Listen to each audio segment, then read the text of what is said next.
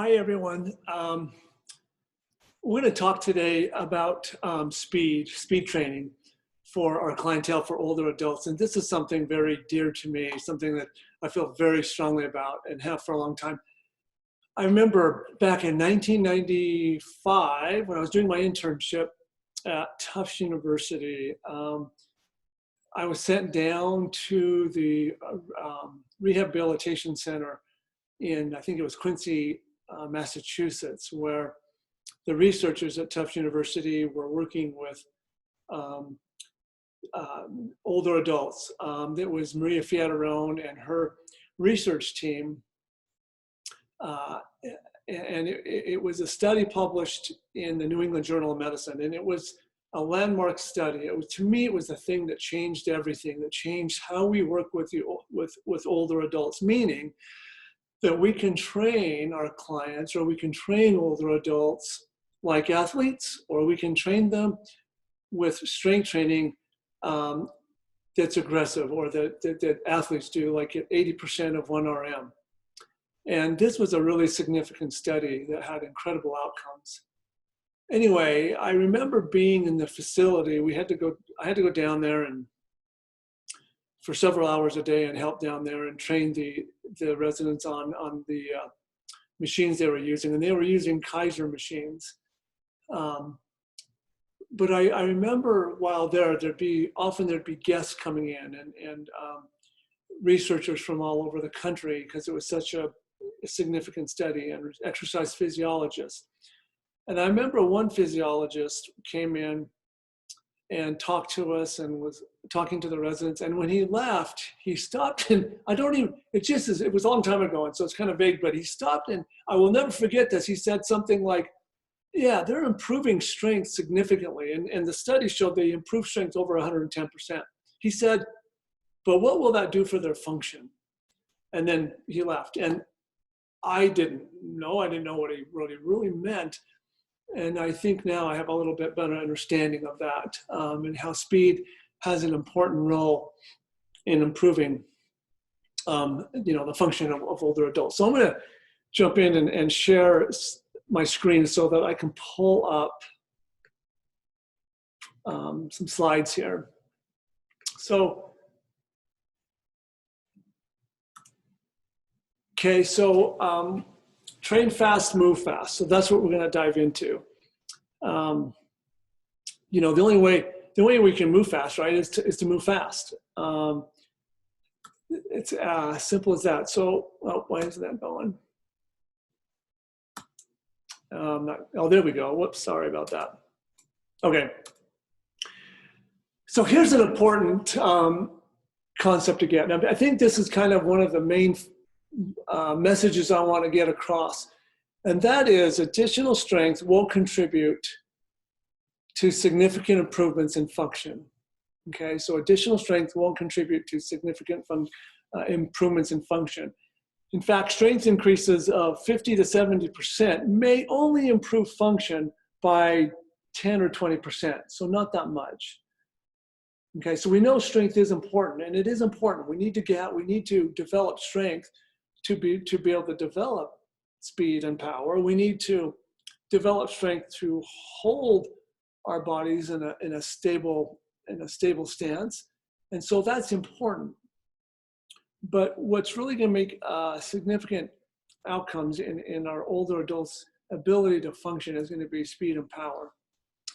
So speed is the ability to move quickly across the ground or move the limbs rapidly. It's basically what it is. And I think one of the barriers to moving fast as we get older is the fear of speed, the fear of moving fast. So we know that older adults have a fear of falling, right?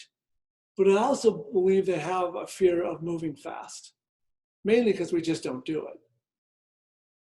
We do it when we're younger. Like if you think about what we do in grade school, we are moving fast. We're playing tag, hopscotch, or well, maybe they don't do that anymore. Video games is more like it. But as young kids, we're moving fast. And then we get into middle school, we'll get into intramural sports, soccer, volleyball, basketball, things that require a lot of stop, go action. Get into high school, and we still are moving fast. Engage in certain sports, but as we're younger, we have that ability. And then as we get older, we kind of lose it. Because we don't do it anymore. Yeah, we'll go out and exercise, and we'll run marathons and triathlons and bike and get on the treadmill for 20 minutes. But when do we really move fast? Unless you're engaged in a sport that you do, like tennis, and that's a great sport, or racquetball or squash, things like that. But if over a long period of time, if you can imagine of not spending hardly any time at all moving fast, you're going to lose it, right? You just are. So how do we gain it back? So this fancy word, Mithridatism, I can't even say it, is a practice of protecting oneself against poison by gradually self-administering non-lethal amounts. So we can get our older adults and our clients to learn to move fast by administering small doses of fast movements. Okay, so you do want to start out small amounts and slowly, and over weeks, build up the amount of time that you're doing that. But that's one way. That's one thing you need to think about is gradually implementing that in.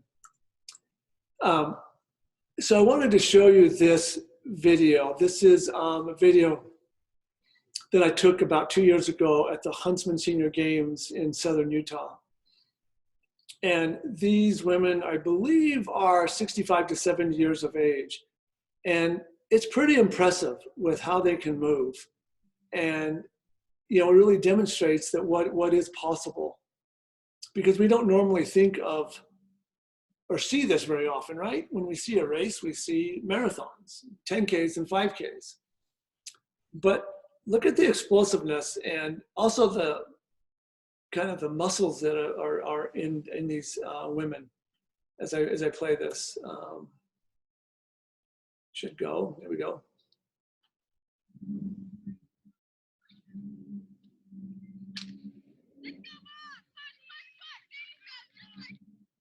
Okay, that's pretty explosive. It's pretty amazing. And if you look at this woman closest to us, she's got some good, lower body muscular definition in her legs and her arms as well. If you look at the woman next to her in the black tights and the purple bodysuit, look at the form she has. I mean, look at that arm action. Look at that high knee. I mean, that's pretty amazing, pretty explosive. And I think this is kind of what we need to really start thinking about with our clients is what are we doing to elicit fast movement in them? I mean, part of what comes up for me as I say that is we're really stuck in strength training. We are. I mean, how much of your day or time spent with a client is strength training? How much of it are you doing with speed? It's actually a hard transition to make because we've been bombarded with strength training and building strength and being strong for decades. And as I kind of look around, in other gyms and even my own gym, and trainers here that still have this this difficult transition into doing more speed training and power training, it's hard. We get stuck in it. And, I've found myself even stuck in it, but I think over the past 5 years, I've really, really watched it. And 9% of my workout is speed and power. And I'd say 80 to 90% of my week's time with a client is speed and power. Now I've developed strength in the beginning, like I said earlier, to establish that stability.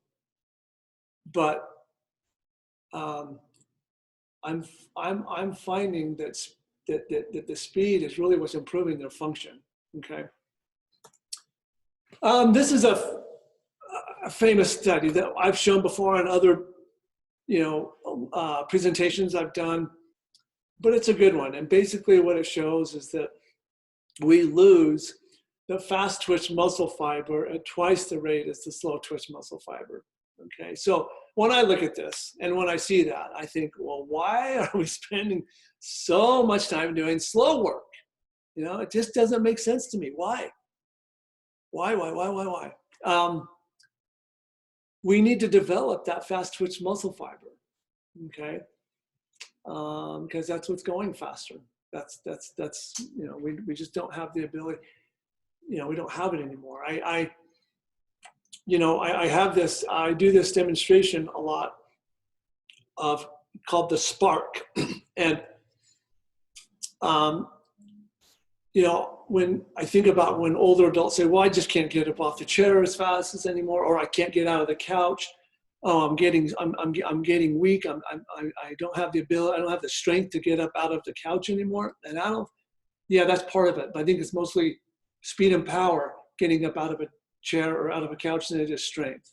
Okay. So oftentimes, I'm not sure if you're gonna be able to see this. Yeah, but I'm sitting on a chair, obviously, and if you're sitting on a chair, you can do this. But if you sit on the edge of your chair, cross your arms, and just stand up a half inch. Just stand up just a half inch and hold it, okay? So stand up a half inch, come back down. Stand up just a half inch, come back down. Feel that little initial spark, that little ignition that's required to just go up to that inch. That is what is lost when people say, I feel like I can't get on the couch anymore. I call that the spark. And that's the loss of the ability to recruit the fast twitch muscle fiber and the fast twitch motor neurons to allow us to get up to that first initial movement. Okay, and so when we train fast, we gain that back. Now, that's just standing up from a chair. If you're on the floor, getting up from the floor, there are probably 3 or 4 of those kind of initial sparks that have to happen just to get up from the floor, okay? So train fast, move fast. Yeah, so inside the inner ear is this, well, part of the inner ear is the labyrinth. And the labyrinth needs speed as a stimulant for it to start to work better. It's like, you know, working out a muscle, right? We know to get a muscle stronger, or, you know, we need to work it out for it to get stronger. So the labyrinth needs speed as a stimulant. And so when you work on speed, you're working on balance as well. Okay, so I'm gonna repeat that. When you work on speed and have clients move quickly, you are working on their balance. You are improving their balance, okay? We do this exercise on, we have a Kaiser total body trainer. So it's a Kaiser bike. I'm gonna show you that later, I think, in the video portion or the demonstration portion of this presentation, but it's a spin bike, but it has the upper body movement like that, like a Schwinn Airdyne. And so we will put clients on there and I'll have them go as fast as they can for 4 seconds, 4 to 5 seconds, that's all. Boom, 4 to 5 seconds, they're on, and then we slow down and recover. And I don't even have them slow down, I have them stop. And we stop for 20, 30 seconds, give them plenty of recovery time, and then boom, they're on again for 4 or 5 seconds. So I want that explosiveness, I want that speed, and they're cranking it. Well, that's stimulating that labyrinth. Okay, so I also know, not only am I working on their fast twitch muscle fiber, not only am I, I'm also working on their cardiovascular system in a high intensity interval training way, but I'm also working on their balance. Okay. So in 2017, I kind of did this fun little research project, and I am not a researcher, so I'm sure there's all kinds of holes in this, but it's still interesting to look at. So I took 15 long, slow distance runners, half marathoners at the Huntsman World Senior Games. And the average age of these runners was 66 years of age. And I had them do a, 5 rep sit to stand off of a chair. Sorry, I kind of come out of the picture there, but I timed how long it took them to do 5. And of the 15 half marathoners, it took 8.5 seconds to complete 5 sit to stand from a chair. We took 15 50-meter and 100-meter sprinters at the games. Now, their average age was a little older by 3 years, and we did the same thing, and they were just about 2 seconds faster on their ability to complete that sit to stand exercise. So again, train fast, move fast, right? I like this slide. So Usain Bolt is the world record holder in the 100-meter dash. Fastest human on earth. Maybe not now, but he was. It's 9.58 seconds. If you look at these age groups, so these are sprinters in different age groups that are fast runners, and they compete probably at all kinds of senior games events, masters events, probably the U.S. Track and field competitions in their age group, of course. But if you look at like the 60 to 64-year-old, fastest runner in that age group, he's 2 seconds behind Usain Bolt, okay? Amazing. Now that's a long time in a sprint, but that is a short time or a short amount of time or short distance to be losing to the world record holder or the world's fastest man at an age 60 to 64, okay? The point of this is, hey, maybe, again, we all have fast twitch muscle fiber in us. Now some are faster than others, right? No question. But where does it go? We need to train and develop to get it. And if we do, look at these times. These people, these men or women with these times have withstood their ability to move fast. Okay, so I think we just need to think about that and realize that wow, God, maybe I need to change the way I'm, the emphasis on my training methods. Okay, so that's it in a nutshell. I just want to end with this last slide I showed you at the beginning, because I have one more, but again, it's just additional strength won't contribute to significant improvements in function. Okay, so a question I have for you is, how much time are you spending on strength training in your daily sessions and on a weekly sessions? How much of it is devoted to strength and how much of it is devoted to speed? Okay, so if you have any questions about any of this or programming questions, I'm happy to answer them. There's my contact information, my email, and then my phone number. And that's it. Thank you for attending and watching.